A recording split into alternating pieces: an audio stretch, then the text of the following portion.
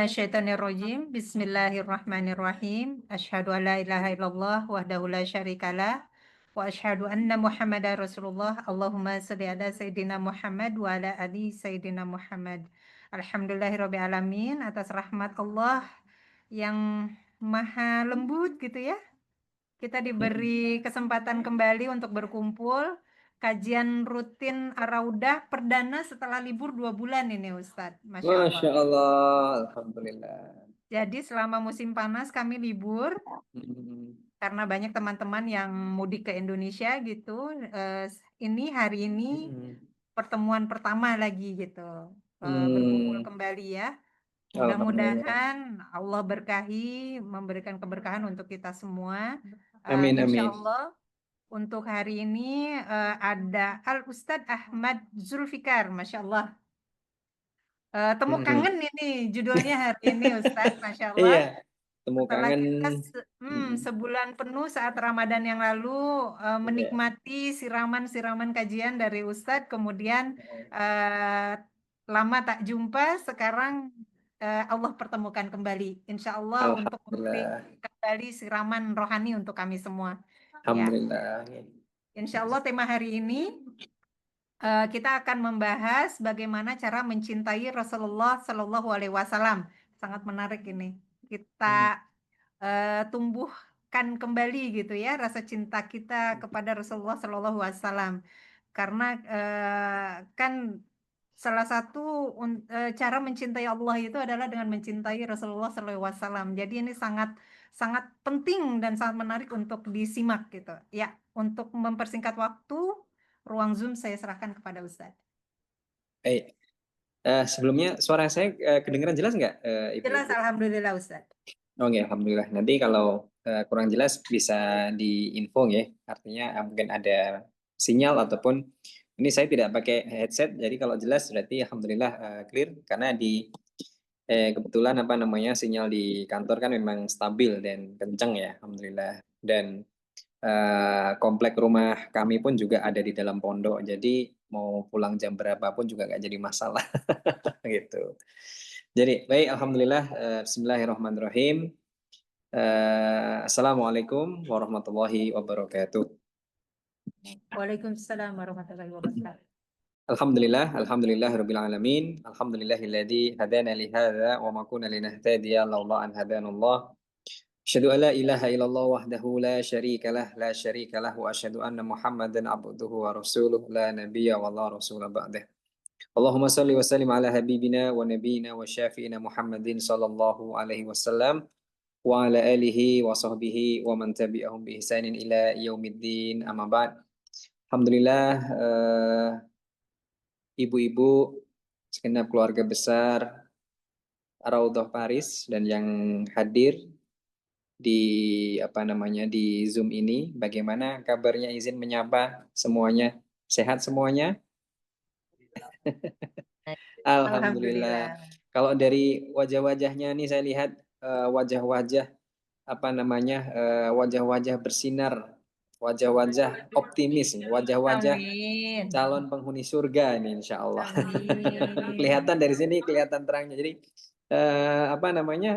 auranya itu kan kelihatan ya, Masya Allah. Ini menjadi satu kebahagiaan dan kesyukuran yang luar biasa bagi segenap keluarga besar Raudhah, alhamdulillah. Dan juga terima kasih Teh Yen yang untuk kesekian kalinya masih bisa menyambung silaturahim, kembali mempererat ukhuwah Islamiyah kita, kembali saling berangkul dalam rangka menuju surganya Allah Subhanahu wa taala secara bareng-bareng gitu kan. Tentu dengan thalabul ilmi ataupun dengan kajian-kajian seperti ini. Nah, dulu waktu kami di Paris, di Prancis, kami pernah menyampaikan bahwasanya salah satu PR kita adalah memperbanyak skoci menuju akhirat ya. Jadi salah satu skoci akhirat itu ada di Raudhah ini. Jadi kan kalau akhirat itu kan tujuan.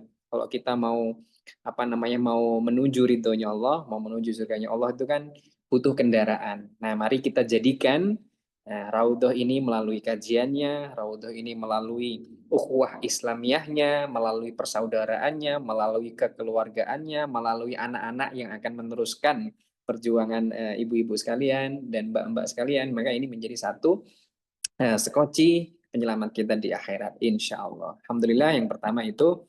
Jadi asal muasalnya dulu, alhamdulillah saya itu kan masih nyimpan foto ibu-ibu sekalian. Jadi foto keluarga besar Raudhah itu kan masih saya simpan.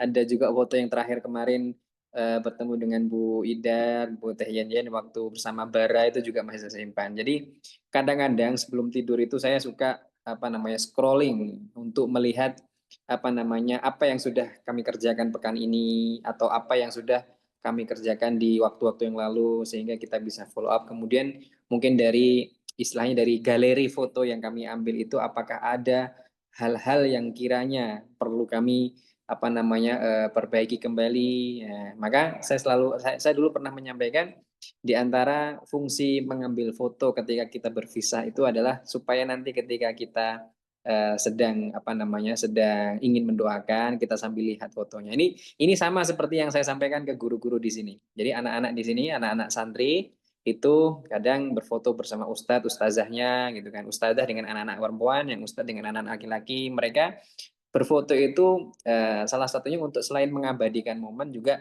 biar nanti mendoakan satu sama satu ini mukanya ini nanti kita doa seperti itu. Jadi alhamdulillah waktu itu komunikasi kembali dengan Teh Yen dan alhamdulillah ternyata setelah libur 2 bulan. Alhamdulillah. Jadi ini menjadi satu angin segar bagi kita semuanya, refresh menjadi kalau komputer itu kan butuh refresh ya supaya lebih lebih tahu kembali tujuan hidup kita. Jadi jangan sampai kita itu lupa dan lalai akhirnya semakin menjauh dari Allah. Jadi sebenarnya bukan Allah yang menjauh dari kita, ibu-ibu sekalian, ibu-ibu solehah semuanya. Tapi kita yang pelan-pelan menjauh dari Allah. Jadi ini menjadi salah satu yang perlu kita garis bawahi bahwasanya bukan Allah yang menjauh dari kita. Allah selalu memberikan kita kasih sayangnya tiap hari. Allah selalu memberikan nikmatnya tiap hari. Cuman mungkin kita yang lupa, kita yang kadang-kadang terlena, sehingga kita yang sedikit-sedikit pelan-pelan menjauh darinya. Nah, maka kajian ini insya Allah menjadi salah satu perekat kekeluargaan kembali, perekat ukhuwah kembali, sehingga kita semuanya mendapatkan ridho Allah Subhanahu wa Ta'ala. Yang kedua, ibu-ibu yang dirahmati Allah Subhanahu wa Ta'ala, ibu-ibu Rodoh, doa kami dari lubuk hati kami yang terdalam. Salam takzim kepada ibu-ibu sekalian, ibu-ibu Araudah yang hadir melalui di ruangan ini, ada banyak yaitu tadi, kemudian ada juga yang melalui Zoom dan lain sebagainya, dimanapun berada kami doakan semoga senantiasa dalam keadaan sehat, senantiasa diberikan rezeki yang banyak, rezeki yang barokah, umur panjang yang barokah insya Allah, dan anak-anak keturunan yang soleh-soleh insya Allah. Tentu selawat serta salam jangan sampai kita lupa ya. Ini hari mulia nih ibu-ibu sekalian.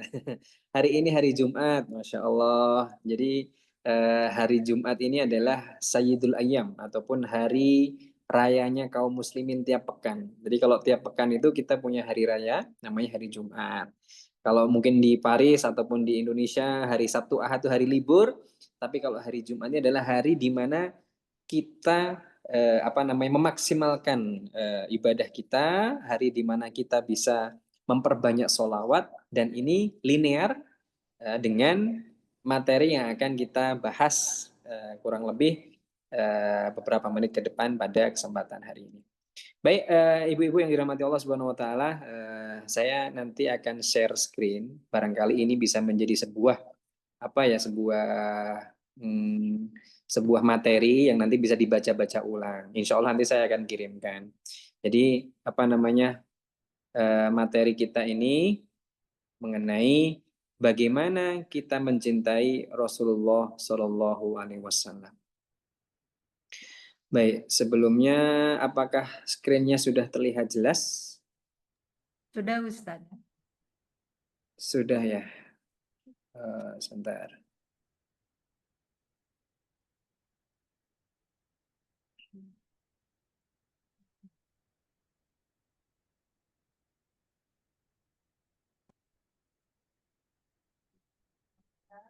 Terlihat ya? Ya, jelas alhamdulillah. Alhamdulillah. Jadi ini insya Allah bagaimana kita mencintai Rasulullah Sallallahu Alaihi Wasallam. Ibu-ibu yang dirahmati Allah Subhanahu wa taala, ibu-ibu salihah yang dirahmati Allah Subhanahu wa taala, tentu kita ini mengenal satu sosok yang selalu kita sebut dalam sholat. Kita mengenal satu sosok yang selalu kita dambakan. Bahkan yang berbicara ini, saya sendiri ataupun ibu-ibu yang hadir, semuanya belum pernah bertemu dengan sosok ini, yaitu baginda Nabi Muhammad SAW. Karena memang jaraknya saja dengan kita 15 abad, ibu-ibu sekalian. Nah, sekarang pertanyaannya adalah, kita hadir di sini. Saya yakin ibu-ibu hadir di ruangan ini, di ruangan Zoom ini, untuk memperdalam ilmu mengenai agama, untuk ngaji itu karena salah satu adalah niat lillahi taala dan ingin mendapatkan keridhaan dari Allah. Nah, dan yang paling penting karena percaya akhirat. Satu atas izin Allah, dan kedua karena ibu-ibu sekalian tentu ingin mendapatkan ridho Allah di yaumul qiyamah dan mendapatkan surganya Allah Subhanahu wa taala, dan karena percaya akhirat itulah kan ibu-ibu semuanya hadir dalam kajian ini. Karena ini adalah salah satu kiat-kiat kita, usaha kita untuk supaya selalu nyambung. Nyambung apa ya? Nyambung niat kita di dunia ini sementara. Kita hidup di dunia ini sementara. Kita semuanya akan menghadap kepada Allah Subhanahu wa taala. Nah, pertanyaannya bagaimana supaya kita lolos dan selamat ketika menghadap Allah? Nah, maka kita akan bahas mengenai yang berhubungan dengan Rasulullah Shallallahu alaihi wasallam ini. Baik, ibu-ibu yang dirahmati Allah Subhanahu wa taala, kita semuanya tahu bahwasanya cinta kepada Rasulullah adalah bagian daripada iman, ya kan? Kalau ibu-ibu, adik-adik mengenal ada 5 rukun Islam dan 6 rukun iman, itu tidak boleh dibolak-balik. Ya. Mungkin dulu di kesempatan yang sama di Paris ataupun di kajian sebelumnya saya pernah menyampaikan, jangan sampai namanya rukun itu dibolak-balik. Contoh rukun Islam itu kan ada syahadat, kemudian ada sholat, kemudian ada puasa, zakat, dan haji. Nah, tidak bisa kita haji dulu baru syahadat, tidak bisa karena goalnya semuanya diawali dari syahadat. Itu rukun Islam yang 5. Tidak boleh dibolak-balik karena rukun. Jadi rukun itu tidak boleh dibolak-balik, harus urut. Sama halnya dengan rukun iman yang jumlahnya 6. Yang pertama kita iman kepada Allah. Nah, itu menjadi iman pertama yang mendasari iman-iman berikutnya. Maka iman yang pertama adalah iman kepada Allah, tapi iman yang kedua, jangan sampai salah, iman kepada kitab-kitab, iman kepada al-imanu billah wa malaikati, dengan malaikat. Malaikat, wa kutubihi dengan kitab-kitab Allah, wa birusulihi dengan rasul. Nah, iman kepada rasul ternyata salah satu bagian dari rukun iman yang harus kita imani. Maka cinta kepada Rasulullah SAW adalah bagian daripada iman.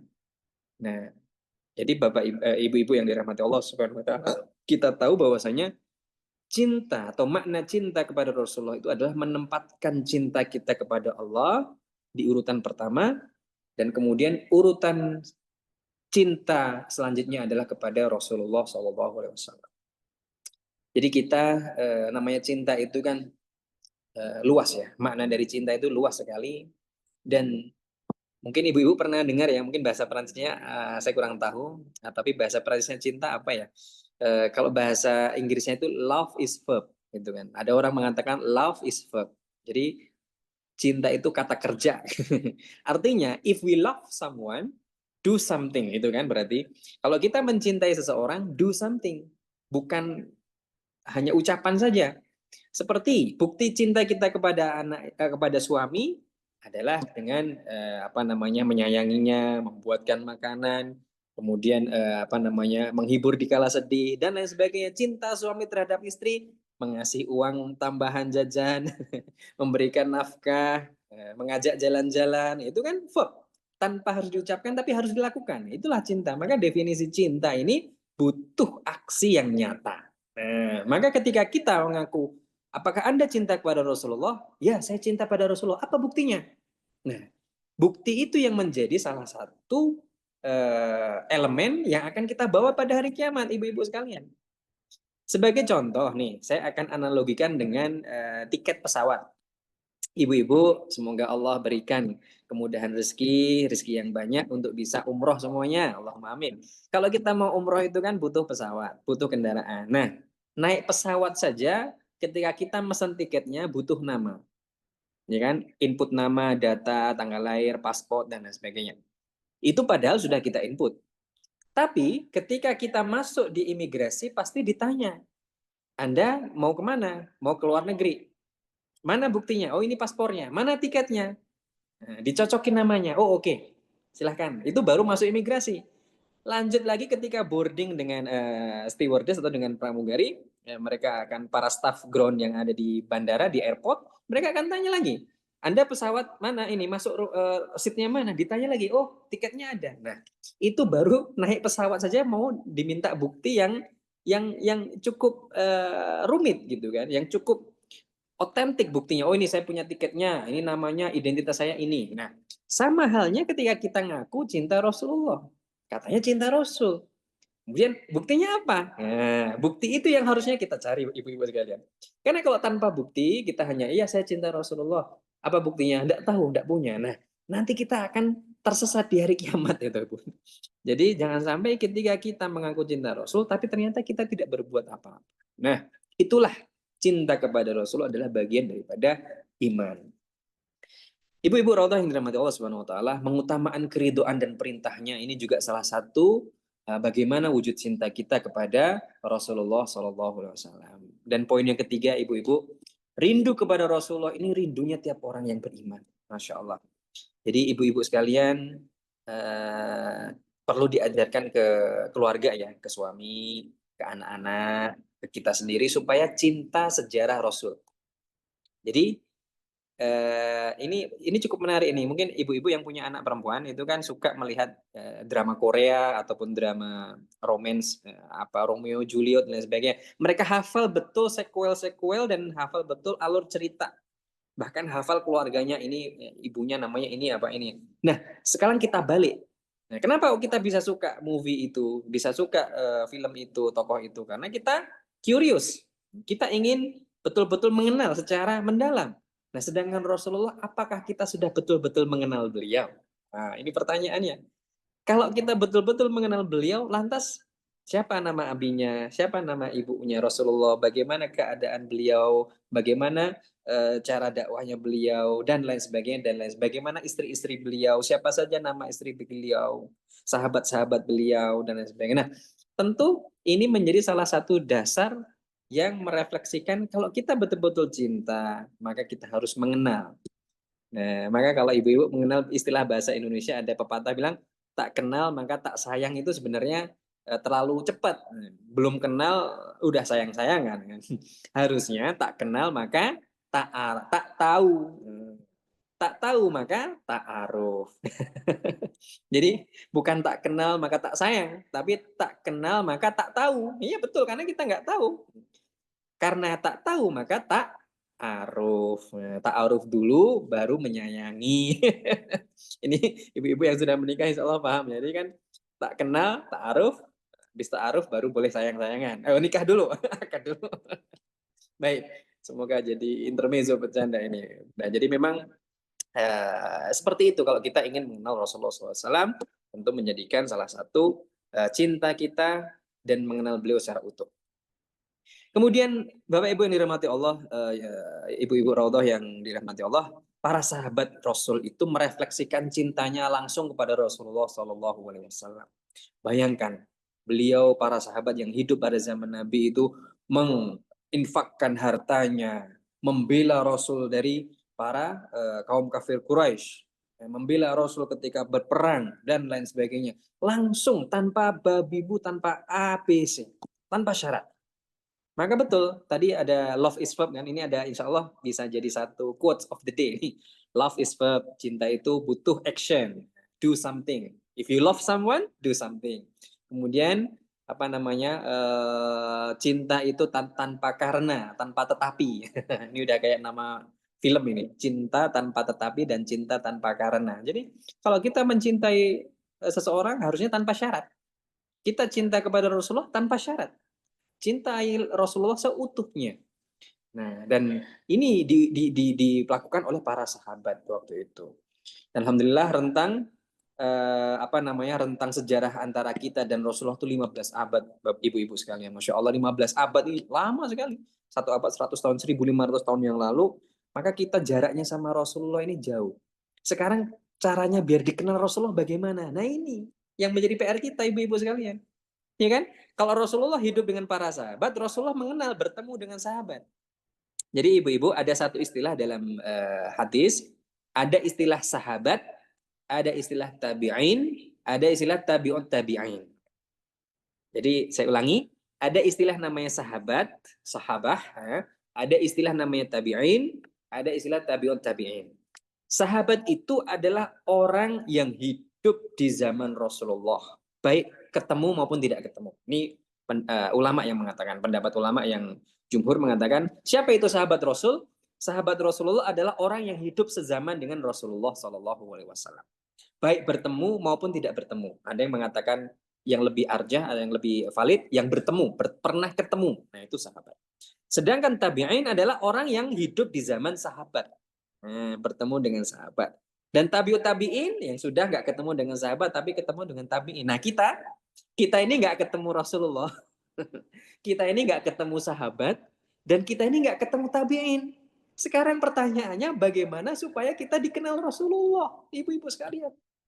Karena kalau kita nggak dikenal Rasulullah nanti di hari kiamat kita nggak tahu harus bagaimana. Buktinya apa kalau kita cinta Rasul? Maka dari sini ibu-ibu yang dirahmati Allah Subhanahu wa taala, kita akan membahas gimana biar Rasulullah itu tahu, oh fulan, ibu-ibu Raudhah ternyata paling banyak ngucapin sholawat, ibu-ibu Raudhah paling banyak ikuti kajian, ibu-ibu Raudhah paling banyak bantu Palestina, ibu-ibu Raudhah ambisnya. Nah, itulah salah satu kiat-kiat supaya Rasulullah kenal dengan kita. Nah, seperti itu. Baik, next. Ini tadi masalah iman tadi ya, sudah kami sampaikan. Ada 6 rukun iman dan salah satu pengejawantahan dari iman kepada Allah Subhanahu wa taala, salah satu bentuk dari rukun iman adalah kita mengimani Rasulullah Shallallahu alaihi wasallam. Baik, ini saya step. Nah, ibu-ibu Raudhah yang solihah semuanya yang dirahmati Allah, apa dalilnya? Allah Subhanahu wa taala berfirman dalam Quran surah Ali Imran ayat 31. A'udzubillahi minasyaitonirrajim. Bismillahirrahmanirrahim. Qul in kuntum tuhibbunallaha fattabi'uni yuhibbukumullah wa yaghfir lakum dzunubakum wallahu ghafurur rahim. Yang artinya, katakanlah wahai Muhammad, jika benar-benar mencintai Allah, ikutilah aku. Ikutilah aku itu artinya ikutilah Muhammad sallallahu alaihi wasallam. Niscaya Allah akan mengasihimu dan mengampuni dosa-dosamu. Ini termaktub dalam Al-Qur'an. Jadi dalil kita cinta kepada Rasulullah ada di Quran surah Al-Imran ayat 31. Dan juga di hadis. Nah, ibu-ibu yang dirahmati Allah, di hadis kita banyak menemukan nih dari contoh dari hadis Anas bin Malik yang diriwayatkan oleh Bukhari Muslim. Jadi pada waktu itu ada seorang laki-laki bertanya kepada Rasulullah mengenai hari kiamat. Ya Rasulullah, apa yang telah engkau persiapkan untuk itu? Apa ya Rasulullah, bagaimana ketika hari kiamat? Kemudian Rasulullah tanya kepada laki-laki itu, apa yang kau persiapkan wahai fulan? Kemudian orang itu menjawab, tidak ada wahai Rasulullah, hanya aku mencintai Allah dan Rasul. Kemudian Rasulullah SAW sabda, engkau akan bersama dengan orang-orang yang engkau cintai. Nah, ini menjadi salah satu dalil, menjadi salah satu landasan bahwasanya kita pada hari kiamat itu akan bersama dengan orang-orang yang kita cintai. Ibu-ibu Raudhah saling mencintai satu sama lain. Ibu-ibu Raudhah saling menasihati satu sama lain. Ibu-ibu Raudhah saling membantu, mendukung satu sama lain. Ini adalah orang-orang, kumpulan orang-orang yang saling mencintai. Maka pada hari kiamat, insya Allah ketika ibu-ibu Raudhah tidak menemukan salah satu temannya, salah satu anggota Raudhah, kok nggak ada ya bareng-bareng masuk surga, akan dicari, ditarik. Karena itu yang akan menolong kita. Nah, itulah syafaat. Jadi ada orang lain pun bisa ngasih syafaat, ibu-ibu sekalian. Orang-orang soleh. Ya. Tapi syafaat uzma tetap dari Rasulullah SAW atas izin Allah. Maka dengan ini, ibu-ibu yang dirahmati Allah Subhanahu Wa Taala, kalau kita mencintai Rasulullah, Rasulullah akan bersama kita pada. Dan ini menjadi salah satu landasan kita akan bersama dengan orang-orang yang kita cintai pada hari kiamat. Kemudian hadis yang diriwayatkan oleh Tirmizi dan Tabrani Nah, barang siapa yang menghidupkan satu sunnahku, maka dia telah mencintaiku. Barang siapa mencintaiku, maka dia akan bersamaku di surga. Masya Allah. Salah satu kiat-kiatnya jelas sekali ini ibu-ibu. Jadi mengikuti apa yang diperintahkan oleh Allah dan Rasulnya. Apa yang dicontohkan oleh Nabi Muhammad kita ikuti. Itu sunnah-sunnahnya. Dan ini yang seperti kajian seperti ini, ibu-ibu mengikuti banyak sunnah Rasul. Hari Jumat kumpul, tadi saya dengar ada yang baca Al-Kahfi, la ilaha illallah Muhammad Rasulullah. Semoga Masya Allah ini menjadi salah satu, itu tadi, sekoci akhirat. Menjadi salah satu, kiat-kiat untuk bareng-bareng menuju surganya Allah Subhanahu wa Ta'ala. Karena kita ini tidak ada yang bisa diharapkan dari kehidupan dunia ini tentu. Tapi dunia ini jadi kendaraan. Dunia ini jadi kendaraan kita menuju kemuliaan, menuju surga. Dan Quran surah Al-Ahzab ayat 56 juga sama. Sesungguhnya ini bunyinya Innallaha wa malaikatahu yusalluna 'alan nabi ya ayyuhalladzina amanu sallu 'alaihi wa sallimu taslima ila akhiri, dan sampai akhirnya yang artinya sesungguhnya Allah dan para malaikat bersolawat untuk Nabi. Masya Allah. Wahai orang-orang beriman, ya ayyuhalladzina amanu, wahai orang-orang beriman, sallu alaihi, bersolawatlah kalian kepada Nabi, wasallimu taslima, ucapkanlah salam kepada Nabi Muhammad SAW. Jadi salah satu bentuk bukti tadi, kalau kita tadi bahas masalah buktinya apa kita cinta Rasul, ya ini, Allah saja bersolawat loh. Allah Subhanahu wa Ta'ala yang menciptakan langit, bumi, menciptakan manusia, menciptakan Rasul, Allah pun bersolawat kepada Nabi Muhammad SAW. Malaikat bersolawat. Lah kita yang tidak dijamin masuk surga. Kita yang tidak dijamin selamat. Nauzubillah ya, kita harapannya selamat.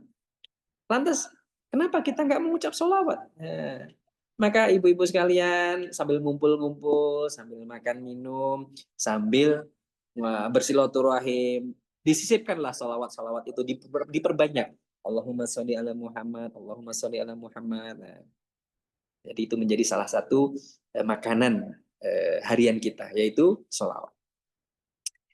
Baik, mengapa kita harus mencintai Rasulullah, ibu-ibu sekalian? Nah, beliau menyampaikan risalah nubuwah dan risalah keislaman. Jadi kalau ibu-ibu membahas sejarah bagaimana suratnya Rasulullah kepada para raja itu tidak pernah menggunakan kata-kata yang mengancam. Rasulullah itu selalu mengirim surat kepada para raja-raja, itu bunyinya aslim taslam. Aslim taslam. Bukan aslam. Nah, kalau aslam ini Ustadz Aslam. Aslam itu saya selamat. Aslim itu kata perintah. Artinya masuklah Islam, itu aslim. Taslam, engkau akan selamat. Jadi suratnya Rasulullah itu setelah Bismillahirrahmanirrahim kepada para raja itu bunyinya aslim taslam. Masuklah Islam, engkau akan selamat. Bukan masuk Islam atau aku bunuh. Bukan masuk Islam atau pedang. Masuk Islam atau senjata. Tidak. Rasulullah tidak pernah mencontohkan seperti itu. Maka ini menjadi salah satu betapa mulianya beliau dalam mengemban amanahnya sebagai Nabi Muhammad SAW, sebagai utusan Allah. Maka di sini kita bisa lihat suratnya Rasulullah yang sangat lembut, perangai beliau yang sangat lembut. Maka kita harus betul-betul mencintai beliau. Dan kerinduan kita kepada Rasulullah adalah kerinduan setiap orang beriman. Nah, bagaimana kita mencintai Rasulullah? Mengikuti sunnah beliau, menaati perintah dan menjauhi larangan beliau.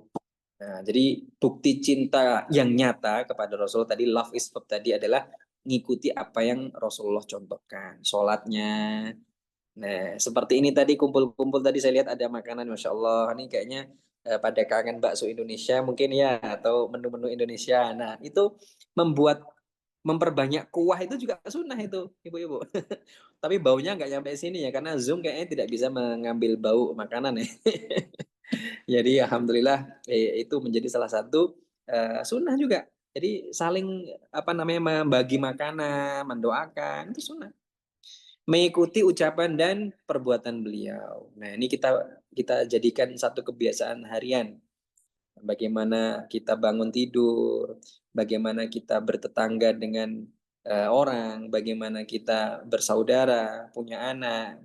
punya istri, bagaimana kita membimbing mereka. Nah, ini menjadi salah satu bukti kita mencintai Rasulullah dengan menjalankan sunnah-sunnah yang sudah Rasulullah ajarkan dalam aspek kehidupan keseharian kita.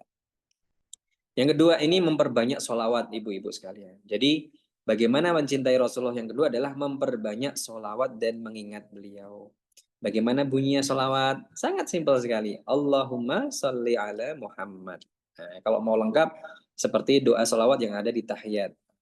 Allahumma sholli wa sallim ala Muhammad wa ala ali Muhammad kama sholaita ala Ibrahim wa ala ali Ibrahim wa barik ala Muhammad wa ala ali Muhammad kama barakta ala Ibrahim wa ala ali Ibrahim innaka Hamidum Majid. Itu yang lengkap, selawat lengkap. Tapi kalau selawat yang simpel, Allahumma sholli ala Muhammad. Allahumma sholli wa sallim ala. Ini nasyidnya. Jadi kita banyak sholawat seperti hari Jumat gini. Ini adalah apalagi asar ini kalau di Indonesia sekarang waktu asar ini waktu yang mustajab. Ibu-ibu di sana jam 11 tadi. Nanti kalau mau menjelang asar atau habis asar banyak-banyak sholawat ibu-ibu sekalian. Banyak-banyakin doa. Itu waktu yang sangat mustajab. Kemudian mengingat dan merindu. Jadi kita harus betul-betul rindu. Kita harus betul-betul kangen. Kita harus betul-betul memastikan nanti Rasulullah mengenal kita, memanggil kita. Karena kita banyak sholawat, kita mengikuti sunnah-sunnah beliau. Ini bagaimana kita mencintai Rasulullah. Kemudian yang ketiga apa, Bapak Ibu-Ibu sekalian? Mempelajari dan mengamalkan ajarannya. Memperdalam Al-Quran. Jadi kita baca Al-Quran. Oh ya, ingat ada namanya syafaat Ibu-Ibu. Mungkin Ibu-Ibu sering mendengar ya syafaat ya. Istilah syafaat. Apa itu sebenarnya syafaat itu? Syafaat itu dalam bahasa itu artinya genap. Nah, jadi secara arti bahasa artinya syafaat itu genap, kalau secara istilah itu artinya adalah pertolongan. Jadi setiap umat muslim akan mendambakan namanya syafaat di hari kiamat. Karena itu yang menolong kita di padang mahsyar. Itu yang menyelamatkan kita menuju Allah. Nah sekarang pertanyaannya bagaimana cara mendapatkan syafaat itu? Syafaat yang pertama adalah syafaat dari Allah Subhanahu wa taala, itu syafaat uzma. Syafaat terbesar itu adalah apa? Syafaatnya Nabi Muhammad SAW. Nah, cara untuk mendapatkan syafaat inilah nanti insya Allah kesempatan lain bisa kita bahas ya, karena syafaat ini banyak sekali dan penting. Jangan sampai kita ternyata syafaat itu bisa dari orang lain juga, ya bisa. Jadi syafaat itu bisa dibilang perantara. Jadi analogi syafaat itu gini ibu-ibu sekalian. Ada fulan A ingin bikin rumah, tidak punya duit. Nah, kemudian dia kenal orang namanya B yang punya duit, bisa bantu dia untuk bikin rumah tanpa riba. Tapi si A dan B ini kurang dekat. Akhirnya datanglah si C, teman dekatnya si A dan teman dekatnya si B. Nah si A ini menyampaikan hajatnya ke si C-nya ini menyampaikan ke B. Akhirnya B bersedia membantu si A melalui perantara si C. Nah, sang pemberi syafaat ini si C. Ini syafaatnya ini datang dari si C. Nah, maka bagaimana supaya kita mendapatkan syafaat di hari kiamat? Ya tentu adalah dengan mencari siapa sang pemberi syafaat. Tentu Allah, atas izin Allah syafaat itu. Tapi ada syafaat-syafaat yang menolong kita yang paling tinggi adalah syafaat dari Nabi Muhammad Sallallahu Alaihi Wasallam. Itu yang akan menarik kita, menolong kita di hari kiamat. Nah, kiat-kiatnya gimana biar dapat syafaat Rasul? Jadi tadi banyak sholawat, ngikuti sunnahnya, dan lain sebagainya. Ada juga syafaat Al-Quran ini memperdalam Al-Quran. Jadi ibu-ibu kalau baca Quran, banyak baca Quran, itu nanti hari kiamat Qurannya datang. Kemudian menyelamatkan ibu-ibu sekalian. Nah, jadi Al-Quran juga bisa memberi syafaat. Anak-anak soleh, anak-anak yang soleha, yang ibu-ibu doakan tiap malam, tiap tahajud, itu juga akan datang menjadi memberi syafaat, menolong. Gitu. Bahkan ibu-ibu raudhah satu sama lain bisa memberikan syafaat. Masya Allah. Kenapa? Nanti ketika hari kiamat, contoh, ibu-ibu raudhah ada berapa jumlahnya? Mungkin ada 50 atau 60. Di absen status, oh, ya Allah, fulan ini tidak pernah absen ketika kajian, ya Allah. Selalu memberikan, menjadi tuan rumah, memberikan snack, makanan, memfasilitasi kajian di rumahnya. Tolonglah kalau memang belum sampai di sini, Allah sampaikanlah bersama kami untuk masuk kepada surgamu, ya Allah. Akhirnya dicari. Ternyata masih ketinggalan, masih dicuci. Nah, ini betul-betul menjadi circle yang akan di dunia dan di akhirat. Maka tadi kan saya bilang raudhah fid dunya, raudhah fil jannah, itu kan menjadi salah satu tagline ya. Itu ibu-ibu sekalian. Jadi yang kedua tentu mempelajari sirah dan sejarah. Bu, bolehlah ibu-ibu bersama anak-anak kalau ada waktu longgar sambil buka handphone atau buka buku-buku. Ada saya satu kitab nanti saya sampaikan ke ibu-ibu sekalian, namanya adalah Syama'il Muhammadiyah. Jadi ada satu buku judulnya Syama'il Muhammadiyah. Buku Syama'il Muhammadiyah ini adalah buku yang kitab yang membahas Rasulullah secara detail. Jadi cara jalannya, cara makannya, postur tubuhnya dan sebagainya. Dan ini menjadi sebuah buku sirah yang bisa kita pelajari. Bahkan ada yang bilang kalau sampai membaca itu berkali-kali bisa ketemu Rasulullah dalam mimpi seperti itu. Jadi orang yang ketemu Rasulullah dalam mimpi itu sungguh luar biasa. Karena Rasulullah, karena setan tidak bisa, jin tidak bisa menyerupai Rasulullah dalam mimpi. Dan saya pun juga masih berdoa supaya bisa memperbanyak sholawat, bertemu dengan Rasulullah dalam mimpi, dan kita semuanya dipertemukan mendapatkan syafaat uzma dari Rasulullah. Kemudian yang keempat, ibu-ibu raudhah yang dirahmati Allah Subhanahu wa taala, bagaimana kita mencintai Rasul. Yang keempat adalah membela agama dan syariatnya, membela ajaran beliau, membela hak dan yang batil. Ya, membela yang hak dan mengingkari yang batil. Nah, ini menjadi salah satu bukti cinta kita kepada Rasul. Masih ingat ibu-ibu sekalian bagaimana Rasulullah berdakwah awal-awal dulu ditentang, dicerca, dimaki, dan lain sebagainya. Maka orang-orang yang mencintai Rasulullah kelihatan. Abu Bakar, kemudian datanglah Ali, Umar, Utsman, dan lain sebagainya. Sehingga semuanya itu betul-betul membela. Tapi waktu itu Rasulullah masih hidup. Nah sekarang Rasulullah sudah tidak ada. Bagaimana kita membela Rasul? Tentu membela agamanya, membela ajarannya, membela kaum muslimin. Ya, membela kaum muslimin yang paling dekat sekarang ini, yang paling bisa kita lakukan adalah membela kaum muslimin kita yang ada di Palestina. Karena itu adalah bukti cinta kita pada Rasul tentu.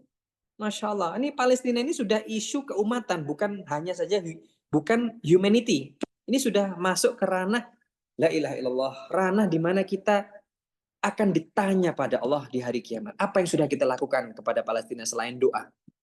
Karena doa pasti. Bahkan itu yang paling rendah. Nah, karena tadi love is verb itu tadi kan, kalau kita cinta Rasul kita do something. Kalau kita cinta Palestina we do something. Dan itu yang akan Allah tanya. Ya. Minimal kita bisa menjawab, wahai Allah, aku telah menginfakkan sebagian hartaku untuk saudara-saudara kaum muslimin di Palestina. Dan ini yang akan menjadi pemberat amal kita di hari kiamat nanti, ibu-ibu sekalian. Maka Masya Allah sekarang ini Allah banyak sekali memperlihatkan kita mana yang hak, mana yang batil. Mana yang harus dibela, mana yang harus tidak dibela. Dan ini sungguh nyata dan jelas bahwasanya kalau betul-betul kita cinta pada Rasulullah, kita bisa mulai yang terdekat dari kaum muslimin yang ditindas di sana. Kalau UUD 45 pun mengatakan penjajahan harus dihapuskan di atas dunia, dan itu bukan sekedar penjajahan, itu genosida, Masya Allah. Ya, maka ini menjadi salah satu poin penting bagi kita kalau kita betul-betul cinta Rasulullah, ayo minimal kita bisa membantu dengan tenaga. Kalau kita nggak bisa dengan tenaga, kita bisa dengan harta. Nah, saya yakin ibu-ibu Rodo tidak ada, semuanya kita semuanya punya harta. Kita semuanya punya harta. Ya, bukan masalah nominalnya sebenarnya, tapi action apa yang kita lakukan untuk kaum muslimin yang di sana itu sebenarnya. Jadi ini adalah bagaimana kita mencintai Rasulullah, ibu-ibu sekalian. Dan yang terakhir adalah mencintai Rasulullah dengan mencintai umat dan mereka yang dicintai Rasulullah. Ibu-ibu yang dirahmati Allah Subhanahu wa taala, kaum muslimin yang ditindas itu adalah buminya para nabi. Palestina itu buminya para nabi. Dan mereka dibilang Syam, orang-orang Syam, ya kan? Palestina, Suriah, Irak, itu orang-orang Syam. Orang-orang Syam ini adalah orang-orang yang dimuliakan. Orang-orang yang betul-betul sempurna akhlaknya. Maka dengan mencintai Rasulullah SAW, kita juga harusnya mencintai umat ataupun orang-orang yang dicintai oleh Rasulullah. Karena Rasulullah itu mencintai keluarga, mencintai sahabat, mencintai kaum muslimin, mencintai orang-orang yang selalu berada di dalam jalan Allah SWT. Maka inilah bentuk kita mencintai Nabi Muhammad SAW dengan cara mencintai kaum muslimin. Dan kaum muslimin tidak terbatas negara, ibu-ibu sekalian. Kaum muslimin di Indonesia kita cintai, kaum muslimin di Palestina kita cintai, kaum muslimin di Perancis kita cintai, dimanapun berada selama itu saudara kita seakidah, seiman, seislam, itu menjadi salah satu bukti kita, bukti cinta kita kepada Nabi Muhammad SAW. Mungkin bisa dimulai dengan pembelaan terdekat kita akan Palestina. Kita bisa menginfakkan harta kita, bukan nominalnya, tidak perlu banyak, mungkin hanya yang kita mampu berapa, tapi itu menjadi sebuah landasan bukti nyata kita akan cinta kita kepada Rasulullah SAW dengan perbuatan yang mungkin kita tidak terlalu banyak gitu. Ya, karena itu yang bisa kita buat. Kalau doa pasti, doa kita semua mampu. Ya, paling action apa yang sedikit seperti itu. Demikian ibu-ibu Raudhah yang dirahmati Allah Subhanahu wa taala, Masya Allah sudah kurang lebih 30 menitan ya ini tadi. Semoga bisa menjadi salah satu oase di tengah-tengah berkecamuknya dunia ini, supaya kita ingat ada satu manusia yang dapat menyelamatkan kita di akhirat, yaitu adalah Rasulullah SAW. Ada satu nabi, ada satu rasul, Nabi Muhammad SAW, yang kalau kita betul-betul cinta, harusnya kita mencintainya secara nyata. Ya, do something yang nyata, bukan hanya slogan saya cinta Rasul, tapi tidak melaksanakan apapun, tidak melakukan sunnahnya, dan lain sebagainya. Semoga ini bermanfaat ibu-ibu sekalian. Barakallahu fikum. Semoga kita semua termasuk umat baginda Nabi Muhammad SAW dan mendapatkan syafaat beliau di hari akhir nanti. Tadi kami sampaikan syafaat itu pertolongan yang atas izin Allah. Dan pertolongan tertinggi adalah pertolongan Nabi Muhammad SAW. Dengan cara banyak selawat tadi, banyak mengikuti sunnahnya beliau, mencintai beliau secinta-cintanya. Terima kasih. Barakallahu fikum. Saya kembalikan ke Teh Nyanyen dan ibu-ibu Raudhah Solihah semuanya. Assalamualaikum warahmatullahi wabarakatuh. Waalaikumsalam warahmatullahi wabarakatuh. Alhamdulillahirrabbilalamin. Terima kasih Ustadz. Masya Allah, kajian hari ini sampai terharu-haru itu. Banyak sekali ungkapan-ungkapan bagaimana kecintaan Rasulullah kepada umat gitu ya Ustadz, Masya Allah. Dan tentunya sebagai umat beliau kita patut memberikan adab yang terbaik itu dengan mengikuti sunnahnya beliau gitu, mencintai beliau juga. Tadi sudah dijabarkan oleh Ustadz ada 5, mengikuti sunnah, memperbanyak salawat, mempelajari dan mengamalkan ajaran beliau Sallallahu Alaihi Wasallam, membela dan mengajarkan ajaran beliau Shallallahu Alaihi Wasallam, serta mencintai umat dan mereka yang dicintai oleh Rasulullah Shallallahu Alaihi Wasallam. Masya Allah, sangat jelas dan terperinci, Ustadz. Alhamdulillah ini sudah ada yang mau bertanya, Ustadz. Tapi Ya, silakan. sebelumnya saya mohon izin mau bertanya satu hal terlebih dahulu mengenai poin yang mengikuti sunnah. Jadi sebagaimana kita ketahui itu kan ada hadis yang mengatakan ketika seseorang hafal hadis 40 gitu ya Ustadz, dijamin masuk surga. Nah, mohon penjelasan mengenai hal itu Ustadz dalam konteks hafal yang bagaimana yang bisa mengantarkan kita masuk surga dari hadis-hadis tersebut. Silakan Ustadz. Baik, terima kasih Teh Nyanyen. Berkenaan dengan hadis 40 itu tadi. Jadi setiap kaum muslimin, setiap orang-orang yang beriman itu memiliki destinasi atau tujuan yang sama.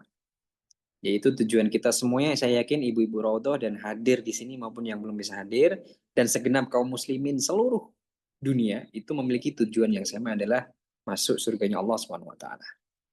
Dan kita semuanya tahu tujuan kita, hanya jalannya. Nah, jadi jalan untuk memperoleh surganya Allah SWT itu bermacam-macam. Ya.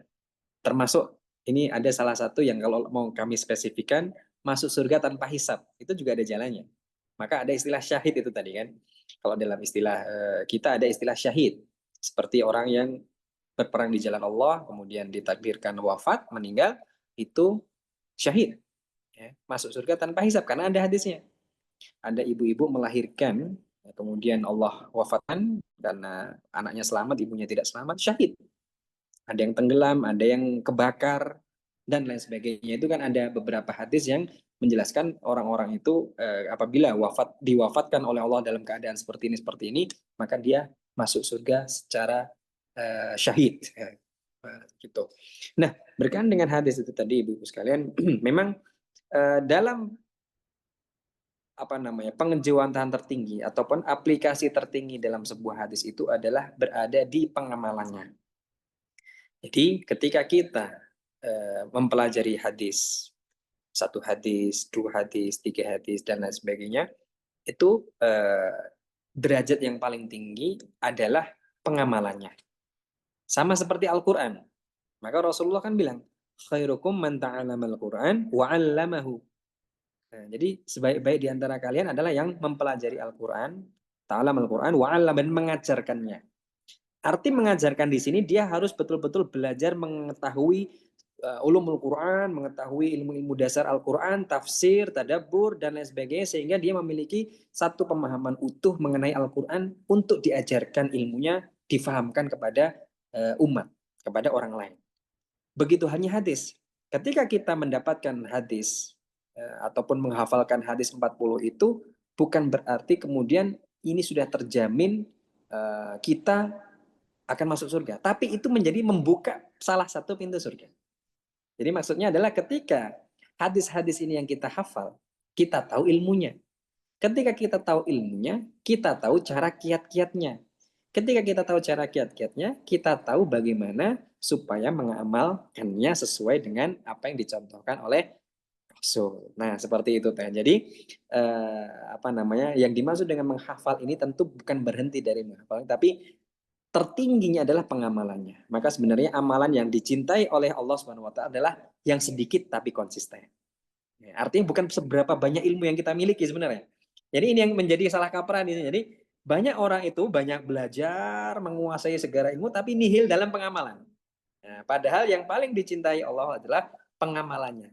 Jadi kita mungkin lebih banyak, lebih bagus tahu sedikit tapi kita amalkan. Mohon maaf. Jadi ketika kita tahu satu hadis, kemudian kita amalkan, itu lebih baik. 2 hadis kita amalkan, 3 hadis lebih. Jadi tingkatan level tertinggi dari mempelajari hadis itu selain menghafalnya. Tadi kalau menghafal hadis dengan positioning menghafal Al-Quran itu juga berbeda. Karena posisi menghafal Al-Quran, Allah ataupun Rasulullah memang anjurkan itu dan itu mendapatkan kemuliaan. Tapi kalau hadis tidak. Jadi hadis lebih ke arah pemahaman agama. Untuk 40 hadis itu tadi lebih aplikatif, lebih bisa kita fahami secara mendetail dan kita amalkan semampu kita. Insya Allah Allah Subhanahu Wa Taala memberikan keridhoannya dengan melalui pemahaman dan pengamalan hadis itu tadi semampu kita untuk mendapatkan surga Allah. Allahu a'lam bishawab. Alhamdulillah. Alhamdulillah jelas Ustadz insyaallah. Pertanyaan selanjutnya insyaallah akan disampaikan oleh Ibu Idar. Assalamualaikum warahmatullahi wabarakatuh, Ustaz. Jelas nggak Ustadz? Jelas, alhamdulillah. Pertanyaan saya sebenarnya pendek mungkin, tapi ada 2, Ustaz. Ya, silakan. Pertama mengenai mengikuti perintah Rasulullah Sallallahu Alaihi Wasallam dan melaksanakan menghindari larangannya adalah sebagai bukti cinta kita kepada beliau. Kita dilarang memakai pakaian yang ini mengenai pakaian, terutama untuk wanita, Ustaz. Kita dilarang memakai pakaian yang meniru orang kafir dan juga dilarang memakai pakaian yang meniru lawan jenis gitu kan. Tetapi pada masa sekarang ini batasannya itu sudah sangat tipis, Ustaz. Misalnya mengenai celana. Celana itu sekarang banyak yang dibikin memang untuk wanita begitu. Lagi pula dengan tunik apa gitu. Apakah itu masih dianggap meniru pakaian laki-laki? Dan misalnya juga Sekarang banyak orang-orang kafir memakai baju dalam gitu, tapi misalnya lengannya pendek. Dan kalau kita memakai baju dalam juga, tapi dengan kerudung, apakah itu sudah cukup untuk membedakan bahwa kita tidak meniru orang kafir? Itu pertanyaan yang pertama. Kemudian dalam konteks sekarang ini, melihat situasi Gaza yang sangat parah, dan tetapi juga masyarakat Indonesia banyak yang kekurangan. Apakah yang lebih utama kita menolong Gaza dulu atau masyarakat Indonesia? Karena masyarakat Indonesia walaupun kekurangan, mereka masih punya rumah dan masih bisa bercocok tanam begitu, Ustaz.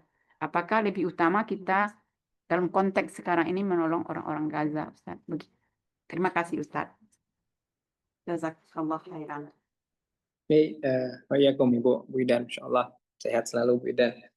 Baik, mengenai dengan pakaian tadi yang ditanyakan, Masya Allah, ini menarik ya.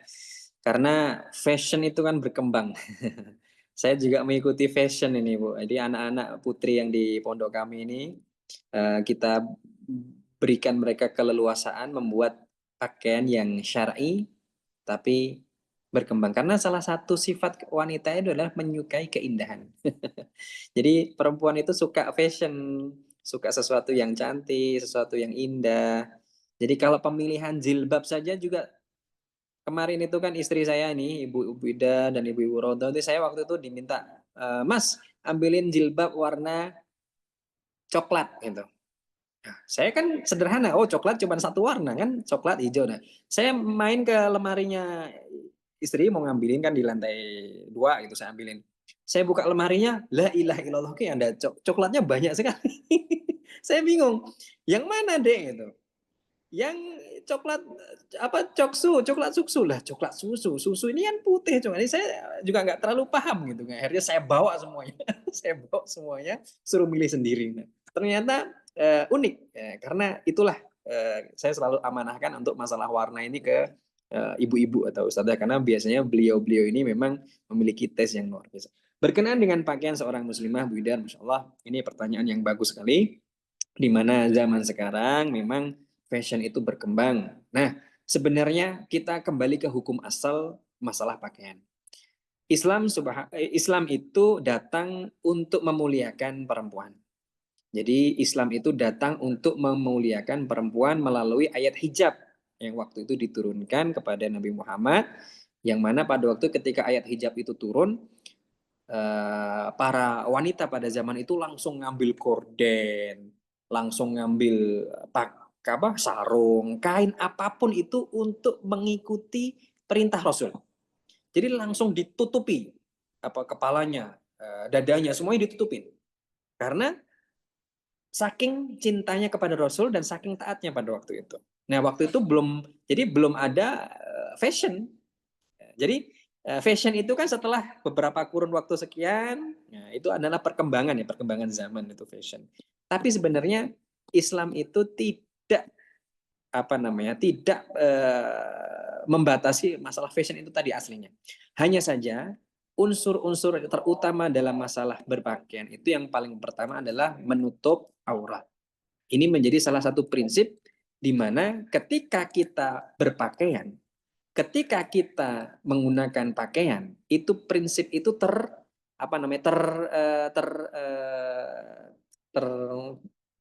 terpakai atau tidak? Prinsip itu dilaksanakan atau tidak? Karena zaman sekarang tentu prinsip covering aurat itu kita semuanya tahu bahwasanya aurat perempuan semuanya adalah aurat kecuali muka dan telapak tangan. Nah, ini menjadi salah satu kaidah dasar.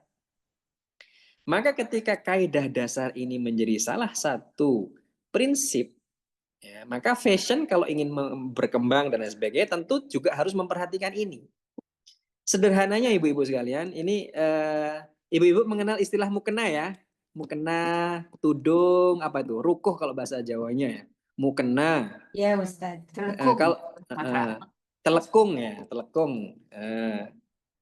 Nggak tahu bahasa Sundanya apa teh apa ya mukena juga ya ruah gitu sama. Sama mukena ya. Mukena. Nah, sebenarnya mukena itu istilah yang ada di Nusantara, di Indonesia, Malaysia, Brunei dan sekitarnya. dalam dunia Islami tidak mengenal mukena sebenarnya, karena sejatinya pakaian muslimah itu 24 jam bisa untuk sholat. Nah, ya kan? Betul enggak? Jadi kalau ada wanita sholat pakai mukena itu cuma dua. Satu, mungkin pakaiannya nggak suci. Dua, pakaiannya tidak menutup aurat sempurna dan sah untuk sholat.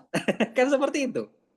Jadi ibu-ibu kalau melihat orang-orang Turki, orang-orang Palestina, orang-orang yang pakai gamis, longgar dan sebagainya, itu karena pakaian yang mereka gunakan, pakaian yang bisa untuk sholat. Dan sejatinya pakaian seorang muslimah itu adalah pakaian yang bisa untuk sholat. Itu saja ininya, apa namanya, simpelnya, gitu, sederhananya. Maka sebenarnya bukan berarti ini mengetepikan makna mukena ya ibu-ibu sekalian, bukan. Karena mukena itu memang salah satu bentuk pensakralan sholat sebenarnya. Jadi ibu-ibu sekalian, asal muasal mukena dari para zaman yang kita dulu, zaman perkembangan Islam Nusantara itu karena zaman dulu perempuan itu identik dengan kemben. Orang-orang zaman dulu itu kan pakai baju yang perempuan itu kan bukan zaman dinosaurus loh ya. Zaman ketika apa namanya zaman waktu kita belum merdeka gitu kan. Kalau ibu-ibu coba ibu lihat bagaimana para tokoh-tokoh perjuangan kita dulu berpakaian. Jadi kan mereka menggunakan apa istilahnya baju batik tradisional, menggunakan kain jarik, batik, ada kemben yang pada waktu itu tidak menutup dengan sempurna. Maka kemudian ada mukena ini untuk mensakralkan bagaimana kita menghadap Allah, yaitu dengan mengcover aurat itu tadi. Auratnya tertutup, rapi, kemudian bersih, bebas dari najis dan sebagainya. Tapi akhirnya juga ada yang kebablasan. Yang dimaksud kebablasan gimana? Oh, kalau sholat nggak pakai mukena nggak sah. Oh, nggak bisa gitu. Padahal syarat sah sholat itu bukan mukena. Syarat sah sholat itu bukan pakai mukena, tapi adalah menutup aurat dan juga baju yang bersih. Nah, maka ibu-ibu sekalian dirahmati Allah Subhanahu wa taala, kalau ingin mengikuti fashion silahkan, tapi jangan sampai melanggar koridor-koridor yang ada di syariat. Seperti itu tadi, akhirnya semakin kita ikuti fashion, semakin tidak bisa untuk sholat. Nah ini kan berarti bermasalah. Jadi kalau kita semakin ikuti fashion, nah kok ini berarti bermasalah. Nah, maka tentu ini menjadi sebuah renungan kita bersama. Masya Allah. Maka saya selalu sampaikan ke anak-anak itu, Masya Allah kalau anak-anak yang pakai gamis, pakai bagiannya baju yang menutup aurat, oh cantiknya luar biasa, Alhamdulillah, very beautiful dan sebagainya. Jadi sejatinya pakaian muslimah itu adalah pakaian yang ready setiap saat untuk sholat. Itu sejatinya. Jadi kalau pakaian yang lain misalnya qadarullah memang sedang ada kegiatan yang mengharuskan menggunakan pakaian yang tidak bisa kita pakai seperti itu, ya berarti apa namanya ada konsekuensi yang harus kita jalani seperti berarti bawa mukena dan lain sebagainya. Semoga itu menjawab Ibu. Jadi sederhananya pakaian yang ideal misalnya pakai celana gitu kan, ya pakai celana itu kan apakah itu dianggap pakaian laki-laki?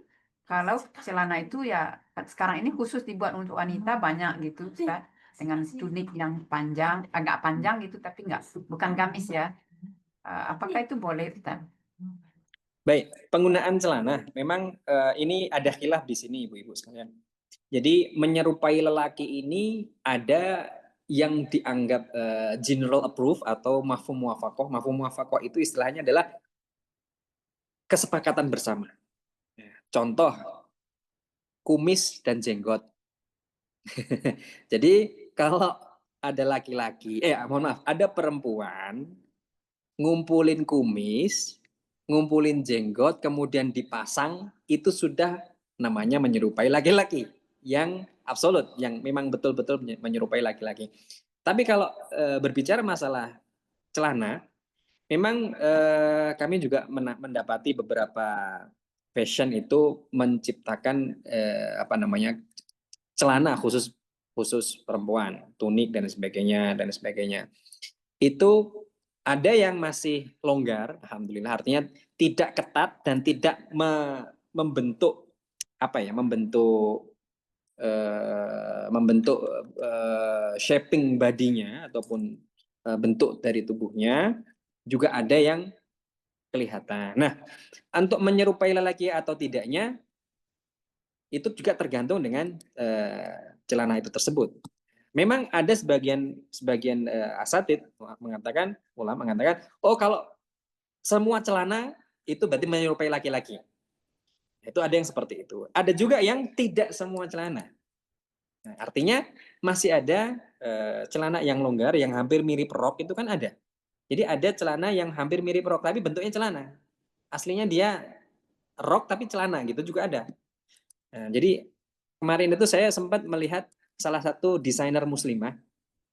Dia membuat celana rok untuk muslimah. Jadi dia bikin tuh celana, ya, bikin celana, kemudian dilapisi dengan kain depannya dan belakangnya. Jadi kalau dilihat secara kasat mata kayak rok, tapi ketika diperhatikan oh ternyata celana. Ternyata ini difungsikan untuk kaum teman-teman ikhwat muslimah untuk berolahraga dan lain sebagainya. Nah, maka sebenarnya menyerupai lelaki ini ada identitas-identitas yang harus terpenuhi sebenarnya. Jadi bukan berarti ketika pakai celana itu langsung menyerupai laki-laki, tidak. Nah, jadi ada ada kategori-kategori standar-standar yang oh ini betul-betul menyerupai. Maka tadi seperti tadi berkumis, berjenggot, kemudian memotong rambut cepak, nah itu kan lebih daripada celana sebenarnya. Nah, tapi kalau celana yang kayak mohon maaf kayak celana yang ketat sekali dan lain sebagainya itu langsung jatuhnya bukan menyerupai laki-laki lagi tapi di atas itu berarti sudah tidak mengcover aurah dengan sempurna. Nah, arahnya ke sana. Wallahu alam bisawab, Ibu. Semoga bisa menjawab mengenai celana ini tadi. Ustaz, boleh nggak Ustaz? Boleh nggak ini ya Ustaz? Saya pakai celana Ustaz.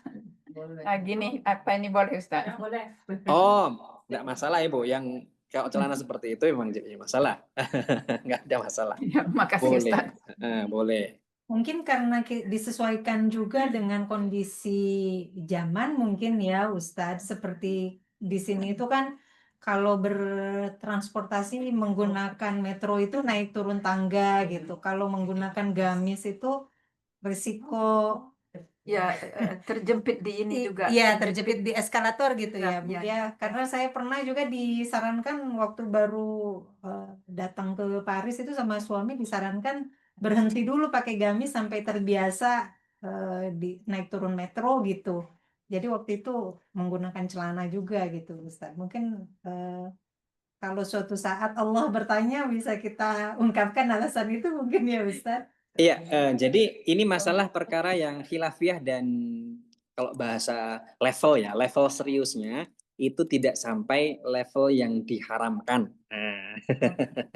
Jadi kalau membahas celana ini yang diharamkan itu adalah pembahasan nutup aurat dan tidak. Itu arahnya ke sana. Jadi selama celana yang kita pakai itu juga kan urusannya safety. Sama. Maka kan kemarin istri saya habis operasi nih, Teh. Alhamdulillah kemarin pakaian yang based on prosedur SOP gitu. Nggak mungkin operasi pakai gamis dan sebagainya, dan itu memang menjadi salah satu ada alasan di situ. Maka kalau tadi ada metro, ada dan sebagainya itu juga menjadi salah satu alasan kita juga logis untuk itu. Tapi prinsipnya yang perlu digarisbawahi tentu di situ adalah covering aurahnya. Nah, ternyata celananya celana pendek. Nah, ini kan enggak boleh. Seperti itu. Kalau celana pendek enggak boleh. Kalau celana panjang tentu yang tidak ketat atau yang biasa-biasa saja. Nah, ini menjadi perkara yang khilafiyah sebenarnya. Karena secara hukum apakah itu menutup aurat? Iya, itu menutup aurat. Maka ada orang-orang yang mengikuti madhab Hanafi, orang-orang yang pakai celana perempuan, ada yang sholat dengan itu. Di Turki contohnya. Banyak orang-orang Turki pakai celana, mereka sholat. Dan itu ulama yang menggunakan madhab Hanafi membolehkan. Nggak ada masalah. Asalkan pakai kaos kaki di situ. Kaos kaki, karena nutup aurat itu tadi. Jadi menutup aurat. Seperti itu tuh. Jadi kalau masalah boleh dan tidaknya celana, insya Allah tidak sampai ke arah pengharaman itu tadi. Allahu a'lam bishawab. Masya Allah. Alhamdulillahirrahmanirrahim. Pertanyaan kedua, Ustadz mengenai Palestina, mungkin ini kaitannya dengan mencintai umat Rasulullah SAW gitu ya.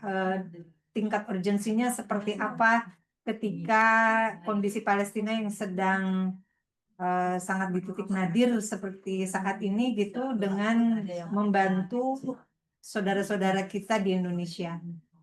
Mana yang lebih utama gitu. Baik, ini menarik sekali sebenarnya. Kalau masalah membantu itu kita akan berhubungan dengan dua-duanya fardu. Karena ada istilah fardu ain dan fardu kifayah ya. Ada fardu ain, ada fardu kifayah. Jadi kalau positioning membantu saudara kita kaum muslimin di Indonesia dan ada kaum muslimin kita di Gaza, dua-duanya memang kita yakini butuh bantuan. Nah, ini yang perlu kita samakan dulu persepsinya. Jadi bukan berarti siapa yang lebih butuh, siapa yang lebih ini, tidak. Dua-duanya butuh, dua-duanya perlu kita bantu sebenarnya. Cuman ada skala prioritas tentu di situ yang menjadi sebuah pertimbangan dalam masalah ta'awun. Nah, ibu-ibu yang dirahmati Allah Subhanahu wa taala, kalau kita bermain ataupun berbicara masalah skala prioritas, maka kita harus juga riset ataupun mengetahui keadaan yang sebenarnya. Contoh, saudara-saudara kita di Gaza itu kita tahu maklum, bantuan apapun itu selalu tidak sampai karena kalau lewat darat itu diblokade ya, tidak nyampe.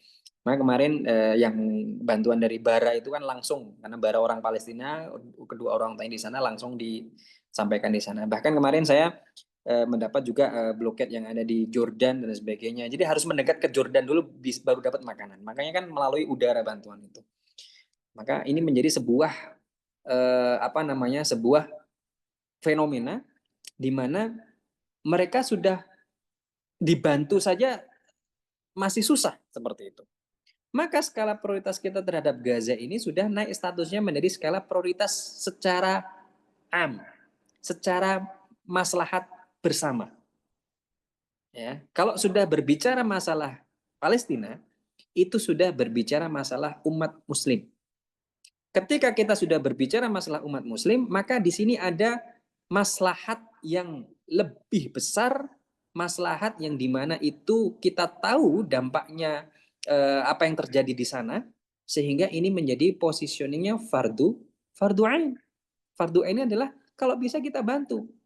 Ya seperti alhamdulillah kami di sekolah, kami tiap bulan anak-anak mereka menginfakkan sebagian hartanya minimal itu. Dan itu akan disampaikan ke sana gitu. Ya. Jadi itu positioningnya. Kemudian dengan saudara-saudara kita yang ada di Indonesia, masya Allah, tentu kita sebagai kaum muslimin diuji ya. Oh ini ada saudara-saudara kita di Palestina, ada saudara-saudara kita di Indonesia. Maka ini menjadi sebuah sebuah renungan kita bersama. Di Indonesia pun juga ternyata butuh bantuan. Nah sekarang tinggal itu tadi, apakah kita bisa memposisikan skala prioritas itu tadi dengan teman-teman kita, saudara kita di Gaza, dan apakah saudara-saudara di Indonesia ini juga bisa kita bantu secara level kedua, secara prioritas setelah Palestina. Nah, ini juga menjadi satu pertimbangan. Nah, tapi kalau menurut saya, insya Allah dua-duanya ini menjadi menjadi amal jariah kita sebenarnya.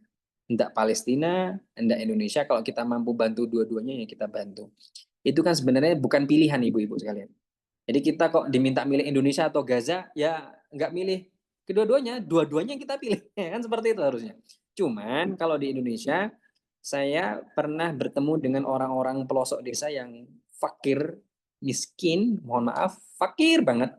Itu mereka masih dapat kasih sayang dari keluarga sekitar.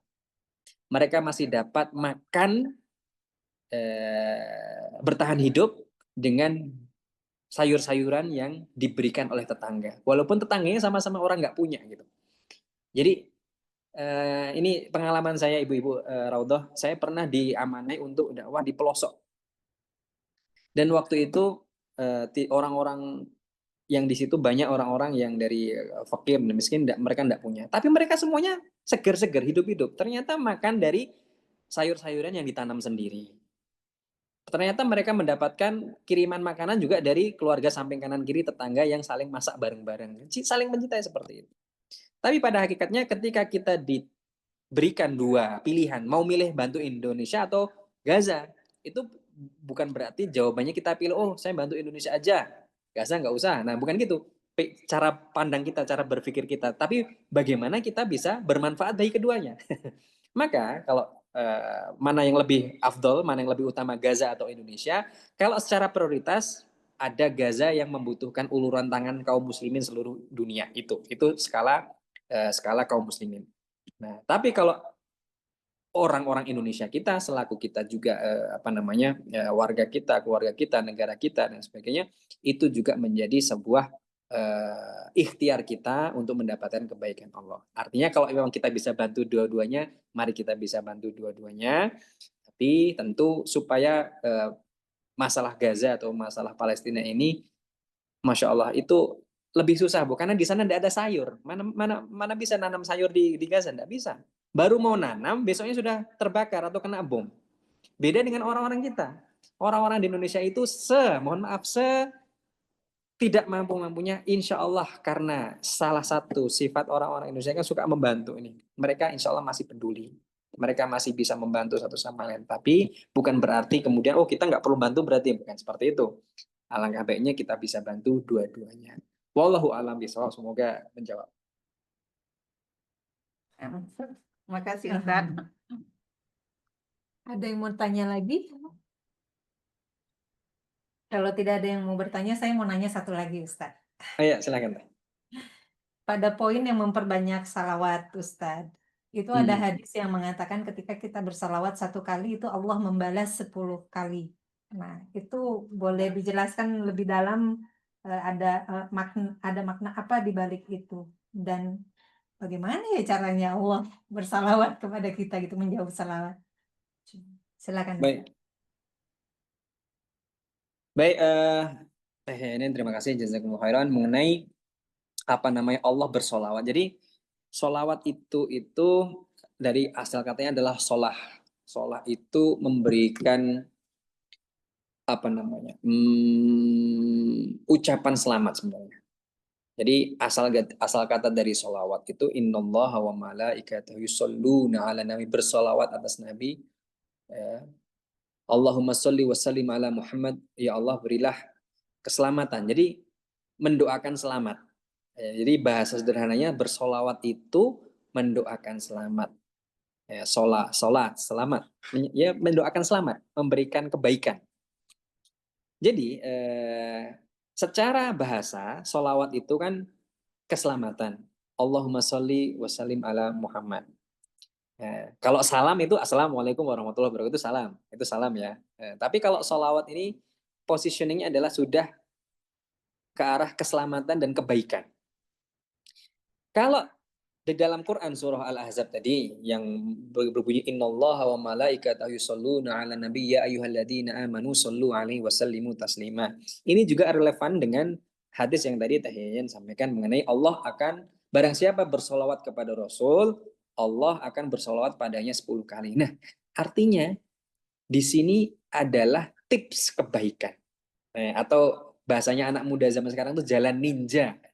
Jalan ninja untuk mendapatkan kebaikan dari Allah SWT. Artinya, ketika kita bersolawat kepada Rasul 1 kali, Allah bersolawat pada kita 10 kali, itu artinya Allah memberikan kita keselamatan, memberikan kita ketenangan, memberikan kita keberkahan, solawat. Bahkan Allah mendoakan kita, artinya bagaimana mendoakan Allah yang mengabulkan doa ya. Allah memberikan keselamatan, keberkahan kepada kita 10 kali lipat. Maka ini menjadi salah satu tips yang perlu kita garis bawahi untuk bisa kita lakukan. Kalau kita bersolawat pada Rasul saja 1 kali, Allahumma sholli ala Muhammad, Allah solawat kepada kita. Artinya solawat pada kita tuh bukan berarti Allahumma sholli ala Zulfikar, Allahumma sholli ala Tahyan Yen, bukan gitu. Tapi Allah Nah, kalau bunyi lafadznya kan Allahumma sholli. Jadi bunyi sholawat itu tidak boleh diganti, ibu-ibu sekalian. Jadi ini perlu difahami dan perlu dijadikan satu poin penting. Kita nggak boleh merubah lafadz sholawat. Contohnya Allahumma sholli wa sallim ala Zulfiqar, Allahumma sholli wa sallim ala Idar, ala Yen itu nggak boleh. Karena lafadz sholawat itu baku Allahumma sholli ala Muhammad. Artinya lafadz itu tidak boleh diganti.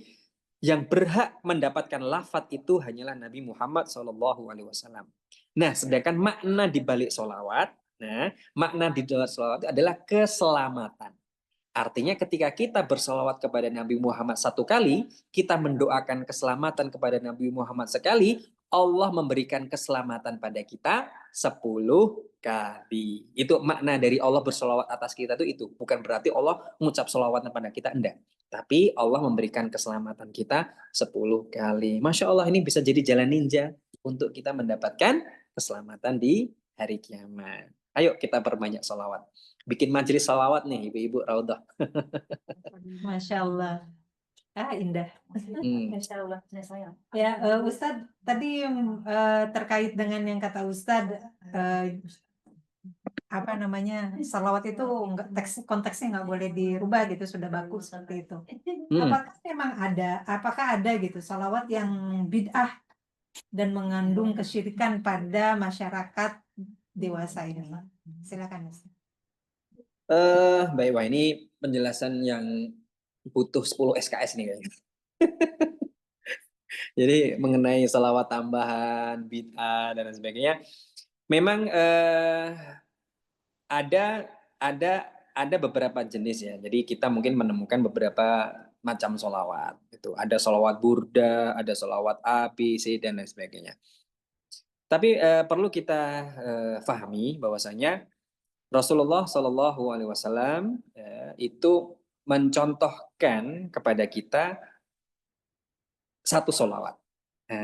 Yang tadi saya sebutkan, Allahumma sholli ala Muhammad wa ala ali Muhammad kama shollaita ala Ibrahim wa ala ali Ibrahim wa barik ala Muhammad kama barakta ala Ibrahim wa ala ali Ibrahim sampai terakhir. Itu adalah sholawat yang diajarkan oleh Nabi Muhammad SAW. Termasuk Allahumma sholli ala Muhammad. Nah, sedangkan berkenaan dengan sholawat-sholawat lainnya, apabila sholawat itu ditujukan kepada selain Nabi Muhammad SAW, maka jatuhnya dia tidak boleh. Itu tadi yang dimaknai dengan kesyirikan tadi. Itulah kenapa tidak boleh kita merubah lafaz sholawat. Tapi kalau puji-pujian, syair dan lain sebagainya itu beda, itu bukan sholawat. Kayak ya Nabi salam alaika, ya Rasul salam alaika, ya Habib salam alaika, salawatullah alaika. Pakai rebana, dung. Itu ada di budaya Nusantara dan itu bentuk syair namanya, syair salawat. Tapi kalau lafaz salawatnya bukan itu. Lafaz salawatnya tadi Allahumma sholli ala Muhammad atau Allahumma sholli ala Muhammad kama sholaita sampai terakhir, itu lafaz yang mutlak, lafaz yang dicontohkan dan diajarkan. Sedangkan lafaz-lafaz lain apabila masih mengagungkan atau ujungnya kepada cinta Rasulullah, bukti pengagungan kita kepada Rasulullah, bukti cinta kita pada Rasulullah, maka itu dibolehkan, tidak ada yang masalah gitu. Asalkan tidak dibaca ketika sholat, itu kan. Nah, kalau sudah bersolawat atas yang lain, nah itu yang berbahaya, boleh. Karena solawat itu memang hanyalah milik Nabi Muhammad SAW dan para nabi dan rasul.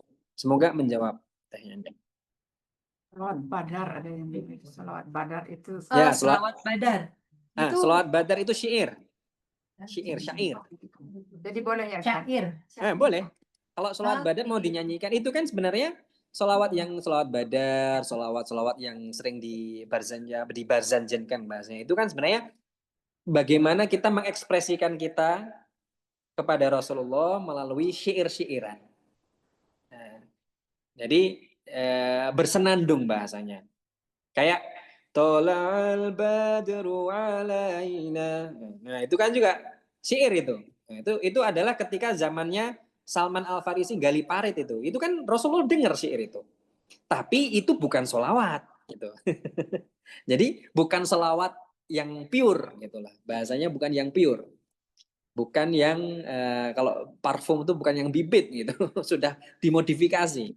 Maka sebenarnya modifikasi-modifikasi ini dari sisi solawat ini memang banyak, lafat-lafatnya banyak. Tapi sampai sejauh ini memang seluruh solawat-solawat yang ada itu selalu mengagungkan Rasulullah, selalu bermuara pada puji-pujian terhadap Rasulullah. Dan itu memang tidak ada masalah. Karena itu syair. Tapi solawat yang berpahala, solawat yang bukan berarti yang itu nggak berpahala, tidak. Maksud saya adalah solawat yang sesuai syariat, yang masyru', yang dicontohkan adalah lafaz tadi. Ya, seperti itu. Nah, yang bahaya adalah solawat yang tidak masyru', yang artinya kita malah bersolawat untuk orang lain, bukan pada Rasul. Nah, ini nggak boleh. Solawat untuk suami kita. Jadi solawat untuk untuk Pak Presiden nggak boleh. Gitu. Ya. Karena prinsipnya adalah salawat itu kepada Nabi Muhammad SAW. Sedangkan syair, nah kalau syair untuk suami boleh. Ya. Syair Tola'al badru zauji, Tola'al badru my husband. Nah, itu yang kayak gitu-gitu bukan berarti salawat artinya. Artinya memang syair. Jadi syair seperti itu. Semoga menjawab. Izin bertanya Ustadz. Masya Allah, nih Dani. Apa kabar nih Dani? Baik Ustadz, saya dari Studio 2 nih Ustadz. Masya Allah. Ahlan. Ustadz, saya menyambung pertanyaan tentang salawat tadi. Kenapa hanya ada salawat kepada Rasulullah Sallallahu Alaihi Wasallam dan Nabi Ibrahim? Lalu bagaimana kita mengungkapkan rasa kecintaan kita kepada dari Nabi Adam, Pak Ustadz, sampai Nabi sebelum Nabi Muhammad? Bisa diulangi tanya ini?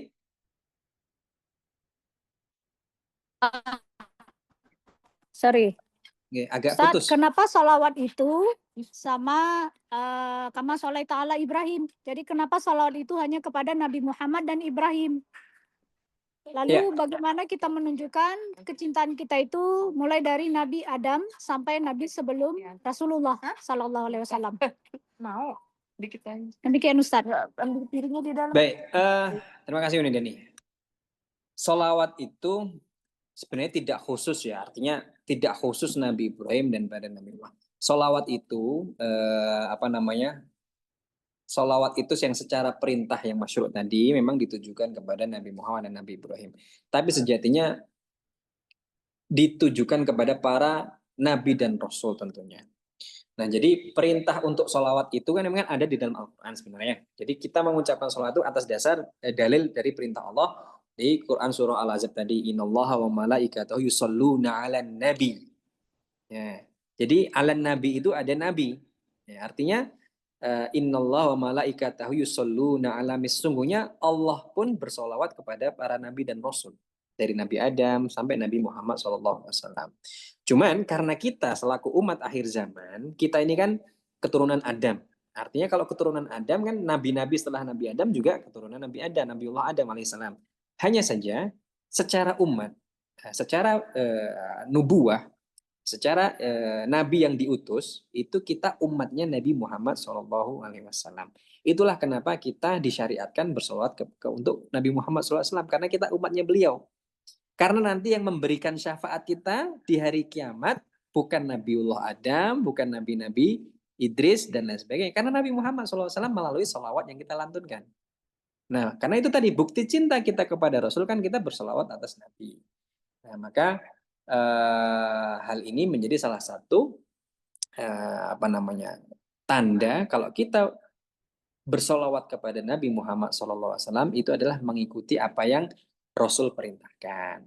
Nah, kalau ala Ibrahim dan sebagainya itu karena Rasulullah mengucapkan itu. Jadi Rasulullah mengajarkan doa sholawat tadi.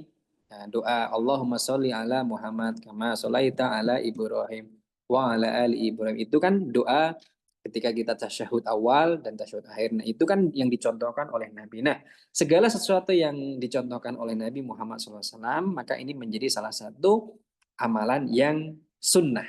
Nah, seperti itu. Semoga menjawab. Allah a'lam bishawab. Makasih Pak Ustadz.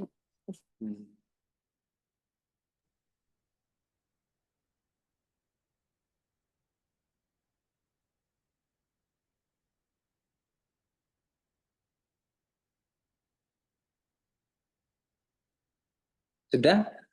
Mungkin? Tidak ada yang bertanya lagi?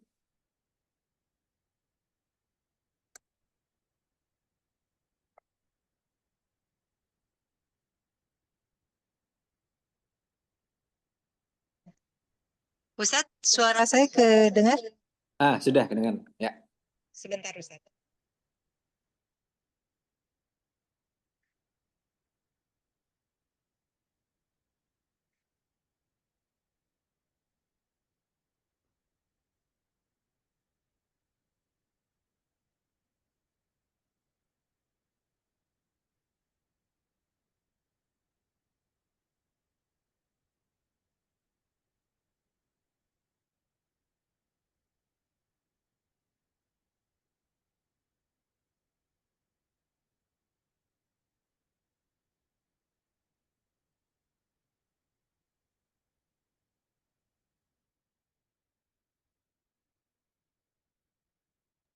Tes.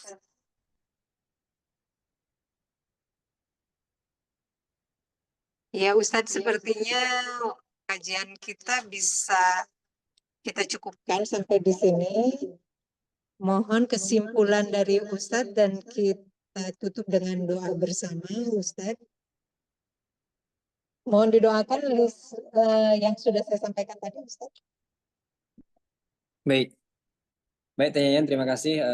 Marilah kita berdoa kepada Allah Subhanahu wa taala. Sebelumnya kami ucapkan jazakumullah khairan kepada segenap ibu-ibu Raudhah. Semoga Allah selalu menjaga, semoga Allah selalu memberikan memberikan kebaikan, memberikan kesehatan, keberkahan kepada ibu-ibu Raudhah sekeluarga. Dan juga ini kita mendoakan saudara-saudara kita di Palestina, semoga Allah segera merdekakan Palestina. Semoga Allah memberikan kita kesempatan untuk dapat sholat di Masjidil Aqsa. Kalau mungkin kita belum mampu, mungkin anak cucu kita yang akan sholat di sana, insya Allah suatu saat nanti ya. Dan juga kepada para orang tua kita, guru-guru kita, orang-orang tercinta yang telah mendahului kita, semoga Allah berikan keberkahan, kemudahan. Dan juga kepada keluarga Mbak Lisda, ya, Mbak Lisda yang jadi host hari ini, Masya Allah, semoga rumahnya menjadi penuh berkah ya Mbak Lisda. Semoga rumahnya menjadi salah satu skoci penyelamat di surganya Allah Subhanahu wa taala. Insyaallah Mbak Lisda, jazakumullah khairan. Moga-moga nanti bisa kami berkunjung ke sana, silaturahim ke sana insyaallah. Ya.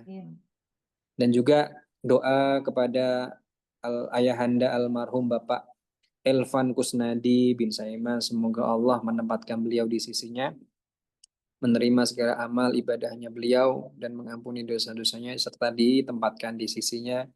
Dan juga kepada adinda almarhum Iwan Iskandar bin Kusnadi, juga kepada adinda almarhum Andri Mardian bin Kusnadi. Semoga Allah memberikan maghfirahnya, menerima amal-amal ibadah beliau dan menempatkan beliau di sisinya, di sisi Allah Subhanahu wa taala. Ala hadini as-solihah al-Fatihah. A'udzubillahi minasyaitonir rajim.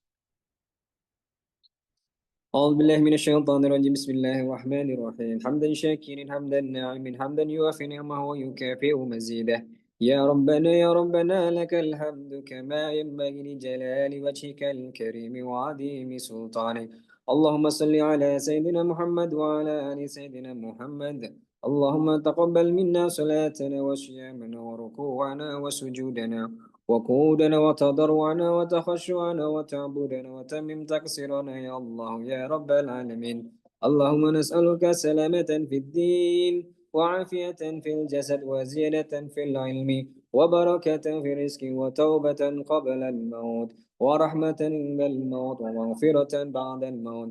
اللهم هون علينا في سكرات الموت والنجاة من النار والعفو عند الحساب. ربنا ظلمنا أنفسنا وإن لم تغفر لنا وترحمنا لنكونن من الخاسرين. ربنا هب لنا من أزواجنا وذرياتنا قرة أعين واجعلنا للمتقين إماما. Ya Allah ya Rahman ya Rahim, ampunilah dosa-dosa kami ya Allah. Ampunilah dosa kedua orang tua kami ya Allah. Ampunilah dosa orang-orang tercinta yang telah mendahului kami ya Allah. Ya Allah ya Rabb ya Rahman ya Rahim, pereratkan ukhuwah kami ya Allah. Jadikanlah kami keluarga yang sakinah, mawaddah, warahmah ya Allah. Keluarga yang selalu mendapatkan naungan ridho-Mu ya Allah ya Rahman ya Rahim. Ya Allah, jadikanlah perkumpulan ini, perkumpulan majlis Raudhah ini adalah salah satu majlis yang membahas tentang kebermanfaatan ya Allah. Majlis Raudhah yang mendapatkan ridho-Mu ya Allah. Majlis Raudhah sebagaimana namanya Raudhah, yakni taman-taman surga ya Allah. Dengan kami mulai menjadi taman-taman di dunia, mungkin kami mengkajinya di taman-taman dunia, tapi perkenankanlah ridhoilah kami untuk berkumpul kembali di taman-taman surga-Mu ya Allah. Raudhah fi dunya, raudhah fil jannah insyaallah. Ya Allah ya Rahman ya Rabb, ya Allah, apabila nanti tiba waktu kami di pembaringan ya Allah, apabila tiba waktu di akhir hayat kami ya Allah, mudahkanlah kami mengucap kalimat La ilaha illallah. Mudahkanlah kami mengucap kalimat La ilaha illallah Muhammadar Rasulullah. Izinkan anak-anak kami hadir di akhir-akhir waktu kami meninggalkan dunia ini ya Allah, dengan lantunan tahlil, tahmid, takbir dari mulut anak-anak kami ya Allah. Ya Allah, jagalah mereka sepeninggal kami ya Allah, dan kumpulkanlah kami kembali di surga-Mu ya Allah. Ya Allah, ya Rahman, ya Rahim, jadikanlah dua kalimat syahadat, kalimat terakhir yang kami lantunkan di akhir hayat kami ya Allah. Ya Allah, ya Rahman, ya Rahim, berilah kami pemimpin yang baik-baik. Perbaikilah para pemimpin kami, ya Allah. Ya Allah, berilah kami masyarakat yang baik-baik. Perbaikilah masyarakat kami, ya Allah. Ya Allah, berilah kami orang tua yang baik-baik. Perbaikilah orang tua kami, ya Allah.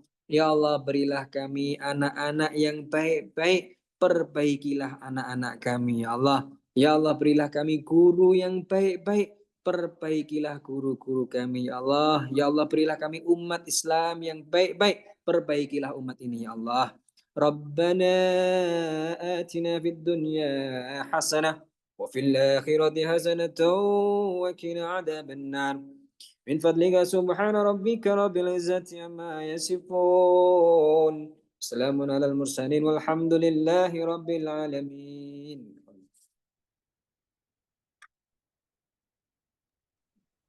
Amin, amin, amin ya Rabbal Alamin. Semoga Allah kabulkan doa kita Amin, ya hari ini. Ya, Alhamdulillah ya Rabbal Alamin. Terima kasih banyak Ustadz Zulfikar untuk kajiannya hari ini. Masya Allah, sangat menyentuh hati. Semoga Allah selalu merahmati Ustadz dan keluarga di Indonesia. Amin, amin ya Rob. Terima kasih Ya. Teh Nyen. Untuk mengakhiri kajian kita hari ini, mari kita beristighfar bersama-sama, mengucap hamdalah, juga doa kafaratul majelis. Astaghfirullahalazim, astaghfirullahalazim, astaghfirullahalazim, alhamdulillahirrabbilalamin, subhanakallahumma wa bihamdika, asyhadu an la ilaha illa anta, astaghfiruka wa atubu ilaih. Wassalamualaikum warahmatullahi wabarakatuh. Waalaikumsalam warahmatullahi wabarakatuh. Jazakumullah Jazakallah Ibu. khair, Ustaz. Sehat-sehat semuanya.